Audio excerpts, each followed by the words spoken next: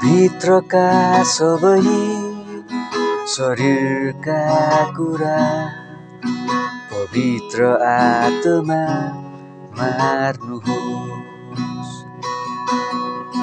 म रित्तिँदै जान सकूँ, हे आत्मा मलाई भर्नुहोस्। म भित्रका सबै शरीरका कुरा पवित्र आत्मा मार्नुहोस्। म रित्तिँदै जान सकूँ, हे आत्मा मलाई भर्नुहोस्।